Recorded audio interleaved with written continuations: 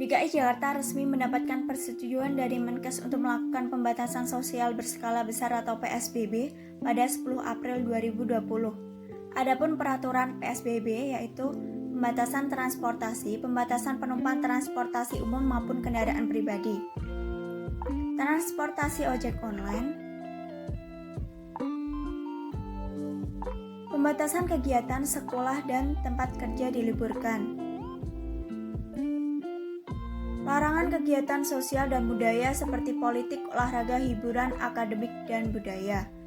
Pembatasan kegiatan keagamaan seperti semua tempat ibadah ditutup. Pemakaman bukan karena COVID-19 dibatasi maksimal 20 orang. Adapun tempat usaha boleh beroperasi dengan peraturan tetap jaga jarak aman, terkecuali tempat hiburan.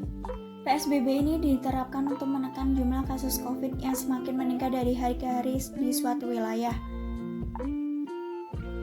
Namun, DKI Jakarta masih mengalami kegagalan dalam penerapan PSBB. Hal ini dilihat dari evaluasi PSBB yang dilakukan oleh Dirlantas Polda Metro Jaya. Masih ada 12.606 kasus pelanggaran, baik dilakukan oleh pengendara kendaraan bermotor maupun mobil. Pemprov DKI Jakarta juga masih menemukan perusahaan yang masih beroperasi. Sebanyak 25 perusahaan ditutup sementara dan 190 diberi peringatan.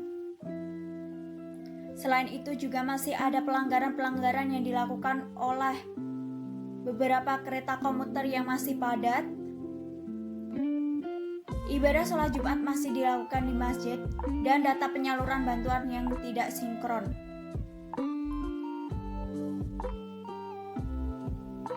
Adapun menurut konsep teori komunikasi yang mana pada proses komunikasi PSBB di Jakarta ini masih terdapat kendala seperti komunikasi yang dilakukan oleh Pemprov DKI Jakarta yang belum efektif, di mana pemerintah sebagai seorang komunikator belum bisa menyampaikan informasi dengan baik, sehingga masih terjadi banyak pelanggaran.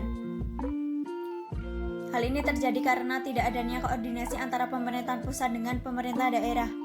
Hal yang sama juga dikatakan oleh Ketua Umum Apindo Haryadi Husamdani bahwa tidak ada koordinasi antara pemerintah pusat dengan pemerintah daerah, sehingga data bansos tidak sinkron.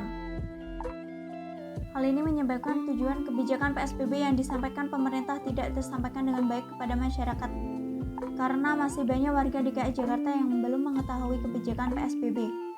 Oleh karena itu, perlunya Pemprov melakukan koordinasi dengan SKPD